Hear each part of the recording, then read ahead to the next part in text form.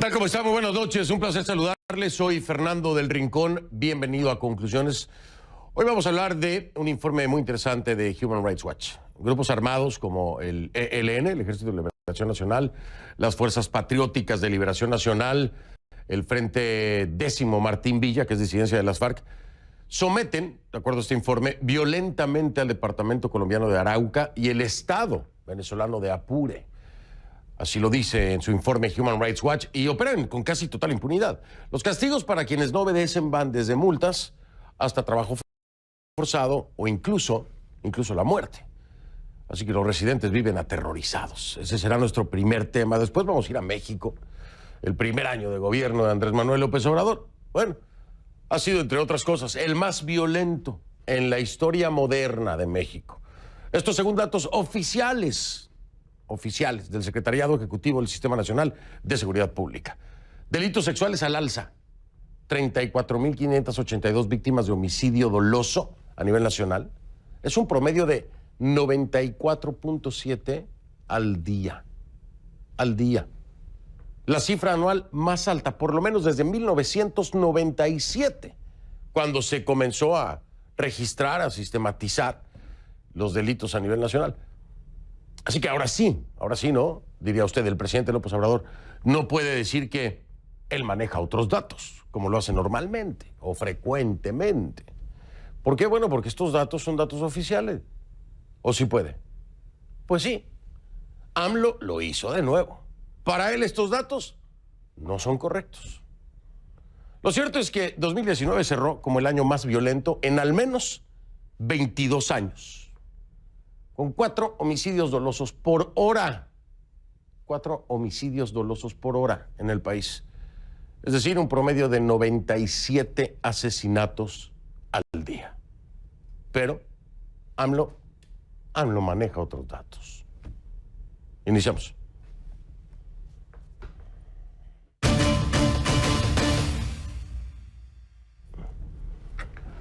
Le pido que a partir de ese momento me acompañe utilizando la etiqueta numeral Conclu Informe HRW de Human Rights Watch. HRW de Human Rights Watch. Conclu Informe HRW. Esa es la etiqueta, por favor. Sus comentarios con esta etiqueta, mi cuenta en Twitter, @soyfdelrincón, @soyfdelrincón. A ver, la frontera colombo-venezolana, que ya sabemos es muy compleja, ¿no? Por supuesto. Bueno, pues queda comprobado en este informe, está a la merced de grupos ilegales. Esa es la conclusión del reporte más reciente del informe de la organización Human Rights Watch sobre la situación fronteriza en el departamento colombiano de Arauca y el estado venezolano de Apure. Según el informe, estas áreas están controladas por el Ejército de Liberación Nacional, por esa disidencia de las FARC que ya le mencionaba, y operan casi con total impunidad. Con base en más de 105 testimonios recabados por Human Rights Watch, el estudio asegura que estos dos grupos imparten las directrices de vida en la zona, imponen las reglas. También amedrentan, someten, torturan, secuestran, asesinan. La situación empeora. El informe dice, en el lado venezolano, porque estos grupos delictivos parecen operar, además, con el beneplácito de las autoridades venezolanas, y donde han establecido campamentos de reclutamiento, bases armadas. CNN intentó comunicarse, por supuesto, con el régimen venezolano en busca de una reacción. Sin éxito. Hacemos el ejercicio, ¿no? Pero ya sabemos normalmente cuál es la respuesta. Ninguna. Mientras que autoridades locales en Arauca, del lado colombiano, sí respondieron, obviamente. Dicen que la situación, no es como la pintan. ¿Cómo que no es como la pintan? ¿Y qué más información tiene este informe de Human Rights Watch? Bueno, pues para eso le pregunto a nuestra Key Guerrero con su reporte acá.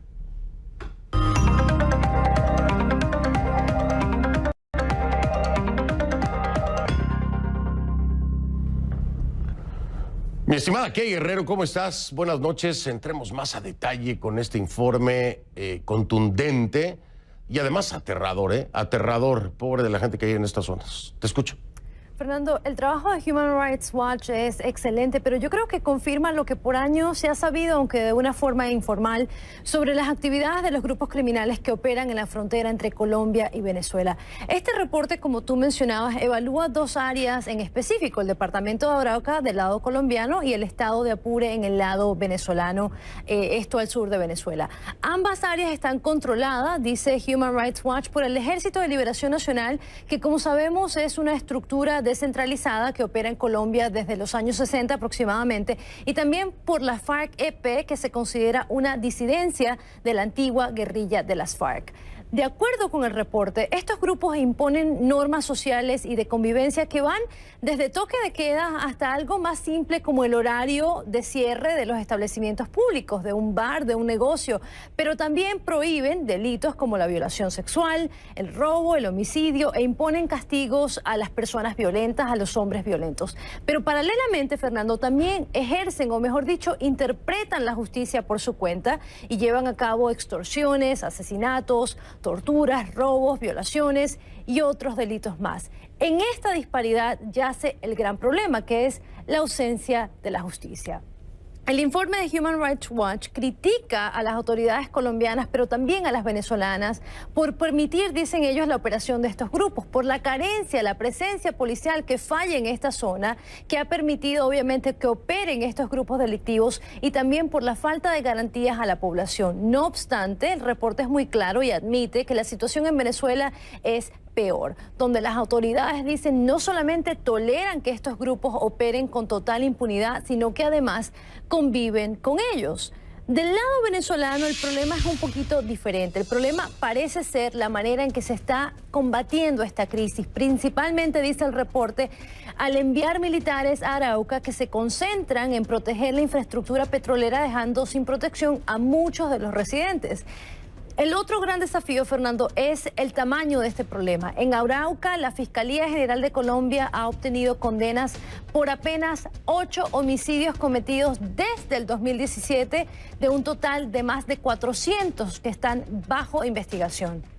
Además, ninguna de las 8 condenas se dictó contra miembros de un grupo armado, y desde 2017, Fernando, la Fiscalía no ha imputado, ni mucho menos conseguido que se condenara, dice el reporte, a ningún miembro de un grupo armado por violación sexual, amenazas, extorsión, reclutamiento de menores o todos estos delitos de desaparición forzada que, conforme al derecho colombiano, incluye desapariciones perpetradas por grupos armados.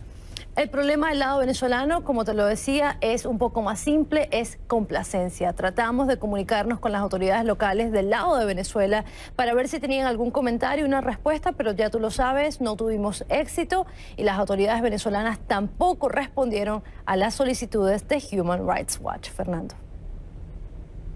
Es que normalmente no responden a nadie nada, y cuando tienen algo que responder es para llevar la contra y negar cualquier cosa de la que se les señale. Esa es la política del régimen, ¿no? No lo digo yo, ahí están los hechos. Lo puede certificar que Guerrero, lo puede certificar Human Rights Watch, lo puede certificar casi que toda esta cadena, en fin. Así es. Ok, muchas gracias por la información. Voy a hablar con José Miguel Vivanco, ¿no? Porque esto es un tema que además que tiene que ver con algo que hablábamos con el presidente Duque la semana pasada. El tema de los asesinatos de activistas, de líderes, exactamente, líderes sociales. Entonces, porque ahí se ha registrado también. Exactamente. Bueno, te mando abrazo, buenas noches, abrígate bien, Fernando, que hace buenas frío. noches, así es. Gracias. La encuentra en Twitter como @KGuerreroCNN, @KGuerreroCNN. Vamos precisamente con José Miguel Vivanco para hablar acerca de esto.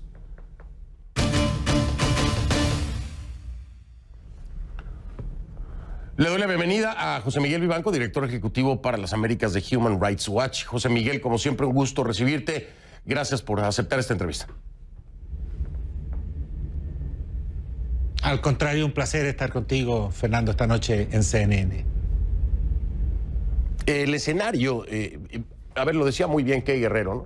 Es algo que sabíamos, pero no se había demostrado, comprobado o sustentado de manera científica, por decirlo de alguna forma. Me refiero a hacer una investigación in situ, a tener los testimonios, a tener las evidencias, a tener las pruebas. Y esa es la primera pregunta que me viene a la mente. ¿Por qué es Human Rights Watch? ¿Por qué José Miguel Vivanco tiene que denunciar esto? Que si bien del lado venezolano no me extraña que no se tenga ningún registro y que si se tiene no se diga, del lado colombiano sí. José Miguel, es un tema que preocupa, porque la semana pasada hablaba precisamente con el presidente Iván Duque y le preguntaba acerca de los asesinatos de líderes sociales, ¿no? Y esto tiene que ver, está vinculado precisamente a disidencia de las FARC, al Ejército de Liberación Nacional, al mismo narcotráfico, pero el informe de Human Rights Watch a todas luces da detalle de lo que está ocurriendo, al menos del lado colombiano en Arauca, pero no lo tenemos por parte del Estado colombiano. José Miguel, ¿por qué? ¿Por qué se da este fenómeno? ¿O cómo lo justificas? ¿Cómo lo explicas? Fernando, hay vastas zonas, especialmente rurales, en Colombia, que han sido históricamente abandonadas por el Estado, donde la presencia del Estado es mínima, es muy precaria, no solo desde el punto de vista de fuerza pública, sino también en cuanto a servicios básicos, carreteras, inversión social, servicios de salud, etc. Una de ellas es Arauca. Y en Arauca nosotros sabíamos que había presencia de grupos irregulares, especialmente de este grupo llamado, de esta guerrilla, el ELN. Sin embargo, lo que quisimos hacer fue constatar en los hechos, en el terreno, y por eso un grupo de nuestros investigadores, expertos, viajaron a todos los municipios que están en Arauca para recoger información empírica que nos pudiera permitir entender qué estaba ocurriendo. Y el resultado es que no es simplemente una región donde hay presencia. Estos grupos ejercen un control social feroz hacia la población civil. El terror es palpable. La gente les paga extorsiones, se someten a ellos, y cuando hablan sobre las guerrillas, muchos de ellos, y me refiero a los civiles, pero también a autoridades, bajan la voz. A pesar de que puedan estar en una oficina, en una casa, es tal el miedo que genera el ELN y también disidencias de la FARC, que saben que una información que les puede llegar a ellos, que los llegue a comprometer en algo que está prohibido, les puede costar incluso la vida, porque tienen estas organizaciones la capacidad para secuestrar, para violar, para torturar, para desaparecer con total impunidad. José Miguel, ¿tú calificarías, en el caso de Arauca particularmente, y con toda la evidencia y la investigación que se realizó por parte de Human Rights Watch, calificarías una ausencia total de Estado de Derecho en Arauca? Yo creo que sí. Creo que toda la información que recogimos demuestra efectivamente eso. Y creo que lo has dicho bien. Una ausencia del Estado de Derecho, una ausencia del Estado democrático. A tal punto es la gravedad del problema que el título del informe que publicamos hoy es el siguiente: los guerrilleros son la policía. ¿Sabe, Fernando, quién fue el que nos dio esta cita? Un policía de Arauca al que entrevistamos muchos policías. Uno de ellos nos dijo: mire, en los hechos la policía es la guerrilla. Y cuando tú lo logras esto constatar, sabes que tienen la capacidad estos grupos para incluso secuestrarte y trasladarte por la fuerza a Apure, es decir, a territorio venezolano, y someterte en Apure a trabajo forzado por meses. Los obligan a trabajar en fincas, en la agricultura, limpiando los caminos, o simplemente sirviéndoles, limpiando sus instalaciones, sus campamentos, porque estos grupos irregulares, estas guerrillas, su retaguardia es Venezuela. Operan en Colombia. En Colombia ejercen este control, atacan a la fuerza pública y luego su retaguardia es en Apure. Y allí son capaces de llevar a ciudadanos colombianos, someterlos en Venezuela con la total anuencia, cooperación de las autoridades venezolanas. Y este es otro tema muy importante porque, como ustedes lo pueden constatar y de acuerdo al informe, pues habría un respaldo para estos grupos irregulares en el lado venezolano. Y sabiendo la relación que se tiene, o que no se tiene, mejor dicho, entre el gobierno del presidente Duque y el régimen venezolano, ¿cómo explicar que se haya abandonado de esta forma pues una zona fronteriza, una zona en la que puede incluso arriesgarse la seguridad nacional para Colombia? ¿Cómo entender eso, José Miguel, desde esta perspectiva, ya lejos de los resultados que son contundentes, sino también con un tema de seguridad nacional en una tensa situación que se vive entre el gobierno del presidente Duque y el régimen venezolano? ¿Cómo entenderlo? No es fácil comprender cómo hemos llegado a esta situación extrema. Es una de las preguntas y uno de los temas que pensamos plantearle al propio presidente Duque el lunes próximo, cuando nos reunamos con él y le hagamos entrega oficial de este informe. Pero en esta semana vamos a también sostener reuniones con múltiples autoridades, la vicepresidenta de la República, Marta Lucía Ramírez, y también el ministro de la Defensa, Carlos Holmes Trujillo. En parte el problema es que, si bien el gobierno actual ha incrementado la presencia del ejército en Arauca, esa presencia está marcada fundamentalmente con una prioridad, que es natural, que tiene sentido, que tiene un sentido estratégico, que es proteger los oleoductos, las instalaciones de Ecopetrol en Arauca, que son blancos de ataque usual por parte de estas guerrillas, pero también deberían destinar recursos militares para proteger a la población civil. La presencia policial es mínima. Los policías transitan en ciertas manzanas que son estratégicas, que son de seguridad, pero no van más allá por los riesgos que representa para ellos.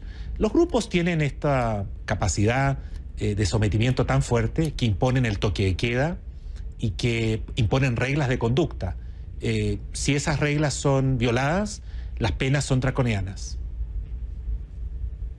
Sí, ya lo creo, llegan hasta la muerte. Deja de marcar una pausa, José Miguel, para seguir charlando contigo acerca de este importante y contundente informe de Human Rights Watch. Estoy hablando con José Miguel Vivanco, él es el director ejecutivo para las Américas de Human Rights Watch. Seguimos con él después de la pausa y le recuerdo que también más adelante hablaremos de México. Andrés Manuel López Obrador, primero, ¿podrá aceptar los resultados oficiales de violencia a nivel nacional o seguirá insistiendo en que él maneja otros datos? El 2019 ha sido el año más violento en la historia reciente de México. ¿Cuál es su estrategia? ¿Tiene alguna? Ya regresamos. Estamos de vuelta con José Miguel Vivanco, el director ejecutivo para las Américas de Human Rights Watch, y este informe. Quiero rescatar una parte de este informe. En el resumen ejecutivo alcancé a leerlo completo. Hay una parte que me dejó impactado. Digo, todo el informe es impactante, pero esta parte dice: al menos 16 cuerpos sin vida de civiles fueron encontrados en Arauca en 2019, con mensajes en papel en los que se acusaba a las víctimas de ser informantes, violadores, traficantes de droga o ladrones. Algunos estaban firmados por grupos disidentes de las FARC que operan en el área. Es decir, que además de cometer el crimen, lo etiquetan como si fuera la justificación para ejecutar a alguna persona.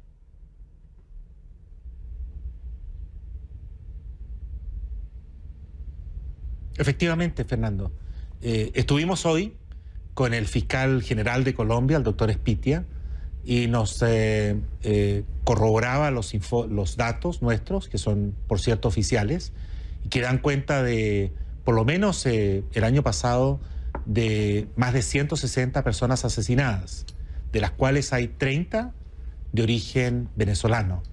Y la principal causa son estos grupos irregulares armados. Una de las cuestiones que más, diría que son más desgarradoras, es la situación de los venezolanos que huyen de la dictadura de Venezuela y caen en Arauca. Muchos de ellos los entrevistamos, con niños, menores, mujeres, algunos ancianos, que no tienen la menor idea de la peligrosidad y el riesgo en el que se encuentran. Viven en las plazas, en las calles, y son víctimas de abusos por parte de estos grupos, al punto que una de las prácticas más atroces en las que incurren es el reclutamiento forzado de menores. Y esos menores son no solo colombianos, sino también venezolanos, que los obligan a ser parte de estas fuerzas, de estos grupos irregulares armados. Y las mujeres las someten a actividades que son típicamente de trata, es decir, las obligan a prostituirse y les imponen unas deudas que son exorbitantes, que deben pagar producto de la actividad de prostitución que estos grupos con otros mafiosos promueven en esta región de Colombia. Qué horror escuchar esto en pleno 2020, pero sin embargo aquí la duda, ya me decías, la semana que entra están reuniéndose con las autoridades colombianas, desde la vicepresidenta, con el ministro de Defensa, con el propio presidente Iván Duque. Y si bien es cierto, José Miguel, estas recomendaciones pueden y deberían ser aceptadas y poner en práctica soluciones desde el lado colombiano, no habrá colaboración desde el lado venezolano. El régimen está colaborando, incluso y dándoles protección a estos grupos. ¿Será suficiente, José Miguel, el lado colombiano, las autoridades colombianas, aceptar estas recomendaciones, ponerlas en práctica para frenar esto? Porque del otro lado estás claro que no va a haber nada, ¿no?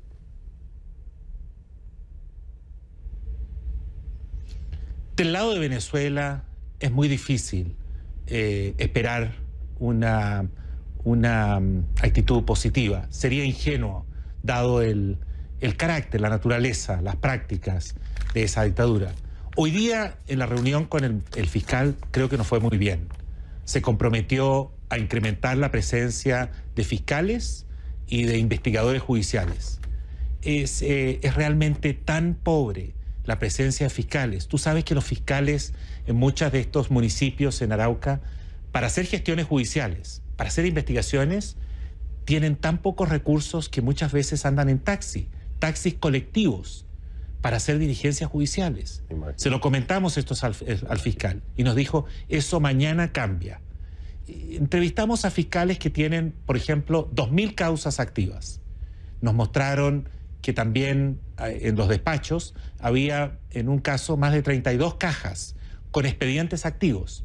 Y nos confesaron, mire, no hay ninguna posibilidad que nosotros podamos revisar esos expedientes, donde hay casos de crímenes gravísimos, hasta crímenes, incluyendo crímenes menores, porque no tenemos los recursos. El fiscal se comprometió en el corto plazo a intentar corregir una situación que tiene una explicación: la inseguridad. O sea, personal de la Fiscalía no se quiere ir a trabajar a esos sitios por los grados de inseguridad que representa para ellos. Ni siquiera tener un propio vehículo para el transporte, no se hable más allá de seguridad, por ejemplo, para ellos mismos, que deberían tenerla. En conclusión, creo que es evidente una ausencia total de Estado de Derecho. Me alegra escuchar que el fiscal, al menos colombiano, está tomándolo en serio, están dispuestos a cambiar la situación. Habrá que ver si esto logra, pues, al menos aminorar esta tragedia deleznable, por supuesto. Y gracias a Human Rights Watch por estos informes que arrojan luz y que, pues, presionan para que haya acción. José Miguel, de verdad siempre es un gusto hablarlos contigo y recibirlos. Gracias por habérmelo enviado, por supuesto, siempre lo haces. Muchísimas gracias, José Miguel, y suerte. Le vamos a dar el seguimiento. Estos cambios esperemos que se den tan pronto como mañana, como lo decía el fiscal. Un abrazo, José Miguel, muy amable. Un abrazo desde acá. Muchas gracias por invitarme a Conclusiones, Fernando. Siempre la puerta abierta para ti, José Miguel. Es José Miguel Vivanco, director ejecutivo para las Américas de Human Rights Watch, quien me acompañó. Voy a hacer una pausa, regresamos, nos vamos a México. Andrés Manuel López Obrador, ¿será que ya acepta los datos de violencia? Porque vienen de una institución oficial del gobierno, hombre, de su gobierno. Él por lo pronto dice que él tiene otros datos. Sigue con eso. Ahora, ¿cuál es la estrategia? Porque esto es una realidad. ¿Tiene alguna? Vamos a hablar con Francisco Rivas, es el director general del Observatorio Nacional Ciudadano de Seguridad, Justicia y Legalidad. Ahí está en México. Regreso con él. Le pido que a partir de ese momento me acompañe utilizando la etiqueta numeral ConcluViolenciaMX. El hashtag es ConcluViolenciaMX. Sus comentarios con esta etiqueta, ConcluViolenciaMX, a mi cuenta en Twitter, @soyfdelrincón, @soyfdelrincón. Ya le decía yo, la violencia en México, bueno, pues carcome al país. Ya lo hacía antes de la llegada de Andrés Manuel López Obrador, hay que aceptarlo. Sin embargo, el actual presidente criticó hasta la saciedad la forma elegida por los gobiernos anteriores para atacar este gravísimo problema. Prometió mitigar el problema con un nuevo paradigma de seguridad, ¿no? Más humanitario, dice él. Bueno, los resultados de esa estrategia humanitaria ya se pueden medir. 2019 fue el año más violento de la historia reciente de México, al menos en 22 años. Entre enero y diciembre se registraron 34.582 homicidios. Estos son datos oficiales del Secretariado Ejecutivo del Sistema Nacional de Seguridad Pública, es decir, una fuente oficial, una fuente de gobierno. Eso equivale a un promedio de 2,3 víctimas de homicidio doloso por cada 100,000 habitantes. El mes más violento fue junio, con 2.993 homicidios dolosos. Y el estado más violento, Colima, con 8,9 víctimas de homicidio por cada 100,000 habitantes. En general, la incidencia delictiva aumentó. Subió el número de presuntos delitos, la cifra de feminicidios, a pesar del movimiento Me Too, Y también aumentaron los secuestros, las extorsiones y los casos de trata de personas. Claro que esto varía de ciudad en ciudad, ¿no? Ahora, ¿qué tiene que decir López Obrador ante estas cifras? Bueno, él dice que esos números dan cuenta, según sus propias palabras, de la resaca o el saldo de una política equivocada y corrupta en materia de seguridad. Y además dice que él tiene otros datos. Es decir, de una u otra forma, sigue responsabilizando a los gobiernos anteriores por los muertos que ya son de su mandato. Escúchenlo. Pero no se trata de polemizar si vienen aquí a decirnos de que es el año de más violencia. Pues sí, porque no queremos que haya violencia. Y estamos aplicados. Y tenemos ventaja porque no estamos permitiendo la complicidad que había. Bueno, imagínense usted la ventaja. No, el año más violento en 22 años. ¿Dónde puede haber una ventaja? Cuando cumplió un año en el poder, López Obrador reconoció que la disminución de la incidencia delictiva en el país constituía el principal desafío de su gobierno. Y tildó de absurdas, ya le decía yo, y desquiciadas las estrategias anteriores para combatir el narcotráfico, la delincuencia y el crimen organizado, argumentando que los datos hablan por sí solos. Ahí están los datos. Esos son los suyos, son los de López Obrador, son los de la 4T de AMLO. El reto sigue siendo el mismo. Pero ¿qué pasa? Bueno, es que esa Guardia Nacional blinda la frontera sur. Están todos por allá. ¿Para qué? Para hacer lo que le dijo Trump, lo que quiere Estados Unidos, impedir la entrada de migrantes. O sea, estaría trabajando para intereses, pues, de la política mexicana, pero pedido por los estadounidenses. En el país se siguen registrando masacres, feminicidios, homicidios, enfrentamientos sangrientos con el narcotráfico, en fin. Pero bueno, vamos a hablar de este tema con nuestro invitado. Ya vengo.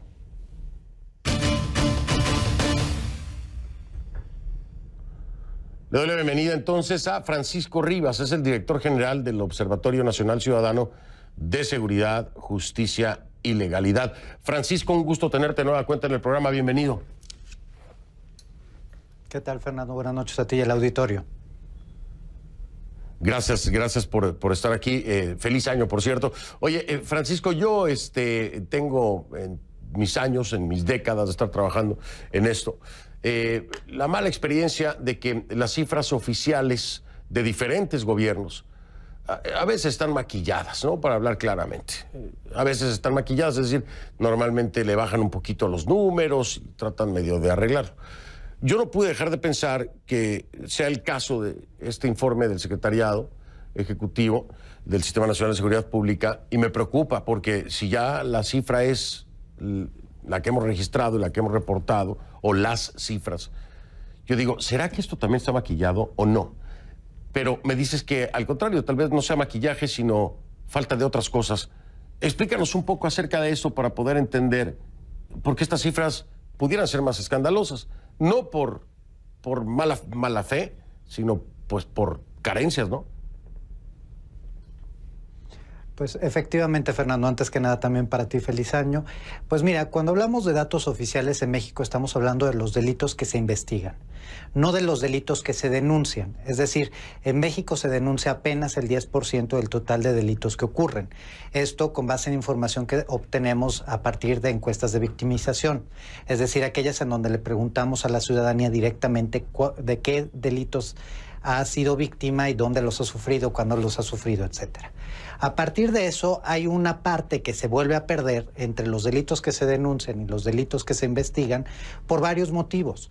Porque pues sí, a veces en ocasiones hemos identificado prácticas de interés de la autoridad por registrar mal o por no registrar ciertos delitos. Hay otras prácticas de deficiencia de las instituciones. Hace rato hablaban de la realidad colombiana, que no es muy lejana a la realidad mexicana. En México tenemos aproximadamente 250, 300 carpetas de investigación por cada uno de los ministerios públicos del país. Es decir, en teoría, un ministerio público debería estar investigando un delito por día y resolver un delito por día para no tener rezagos. Entonces, ¿qué acaba sucediendo? Que el Ministerio Público registra conforme a su criterio individual y no a lo que establece la ley o a lo que establece la norma técnica para definir cómo se debe registrar.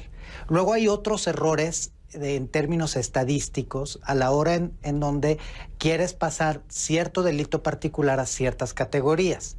Y por último, hay casos en donde hay un conjunto de delitos que ocurren en un mismo hecho delictivo. Vamos a pensar, inicia un robo, el robo se transforma en una violación, la violación en un feminicidio y el feminicidio en una desaparición. Pues aquí, en la mejor de las hipótesis, estaríamos registrando el feminicidio. Entonces, hay aspectos que tenemos que considerar.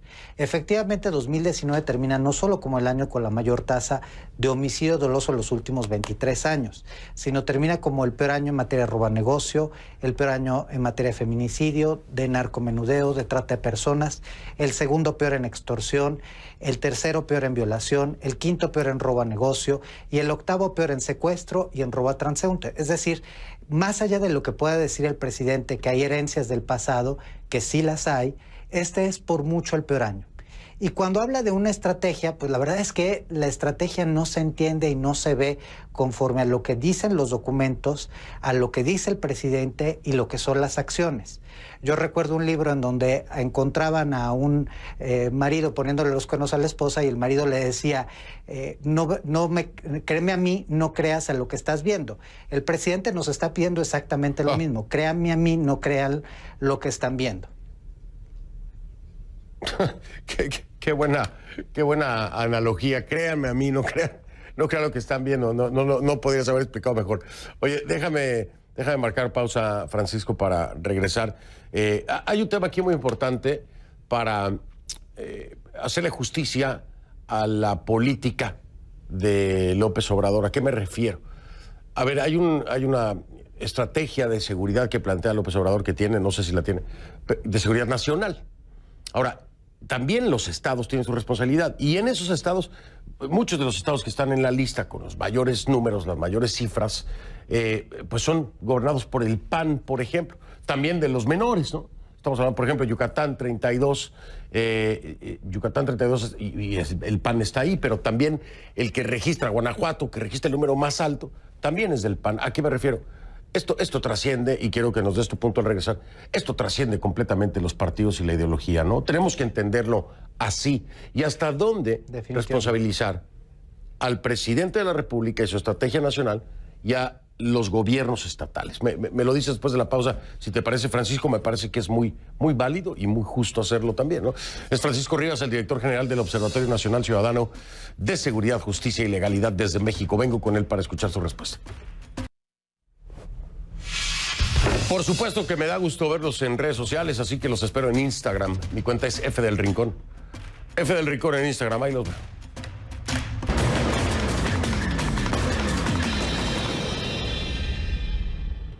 Continuamos con Francisco Rivas, director general del Observatorio Nacional Ciudadano de Seguridad, Justicia y Legalidad.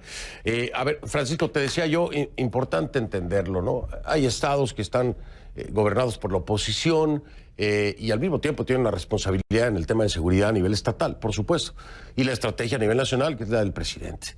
Entender que esto trasciende los partidos y las ideologías, pero ¿hasta dónde responsabilizar al uno o al otro?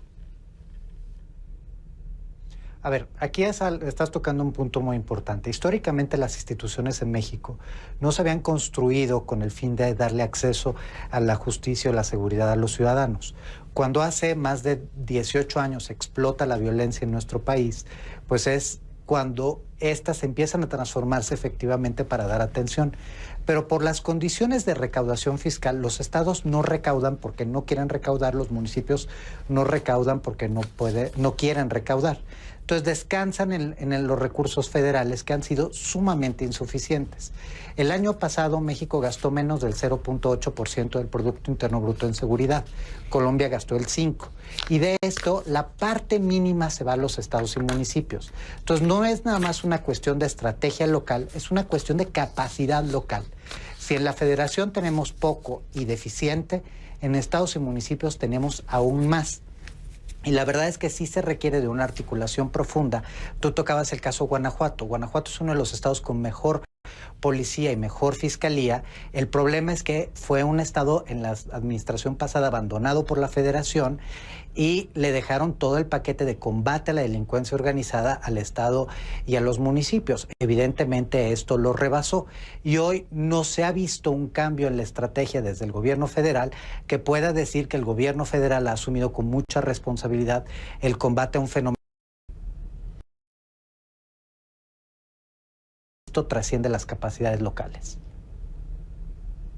La atención que le ha dado el gobierno de López Obrador al tema de la frontera con la Guardia Nacional y ocupándola en un gran número, precisamente para hacer lo que le solicitó Trump, ¿te parece que es uno de los factores que no le ha permitido implementar su estrategia de seguridad, Andrés Manuel López Obrador, o en definitiva no es parte del problema? Mira, el problema para mí es más amplio. El problema es más amplio porque la Guardia Nacional es una institución que no ha acabado de nacer. El año pasado apenas se aprobó y en Fast Track estaba ya en las calles cuando no hay protocolos de actuación, cuando no ha habido una homologación de acciones, cuando no ha habido una capacitación.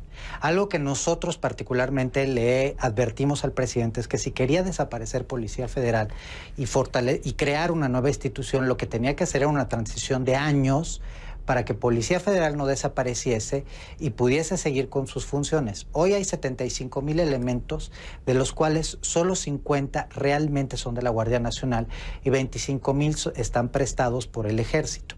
Muchos de estos están haciendo, casi 25,000 son precisamente los destinados al tema de la frontera. Entonces, en realidad nosotros tenemos a 50,000 elementos federales para combatir todo el fenómeno nacional. Y yo creo que más allá del problema de la Guardia Nacional, el problema lo seguimos teniendo en la Procuración de Justicia. Sí, es un tema sumamente complejo. Hay que ir haciendo eso que estamos haciendo, ¿no? Irlo desmenuzando. Y lo vamos a seguir haciendo, por supuesto, pero en otra ocasión. Ya se me fue el tiempo de nuevo, Francisco. Siempre me quedo, como decimos en México, me quedo picado hablando contigo, pero ya lo haremos de nueva cuenta, que nos des la oportunidad de profundizar más en este tema. Te mando un abrazo, Francisco, y mil gracias. Encantado. Igualmente. Muchas gracias a ti y al auditorio. Buenas noches. Buenas noches, Francisco Rivas, director general del Observatorio Nacional Ciudadano de Seguridad, Justicia y Legalidad. Este tema de la Procuración de Justicia con el que cerraba Francisco es muy, muy importante. Lo vamos a tocar más adelante en un conclusiones, ¿no? Hago pausa, regreso.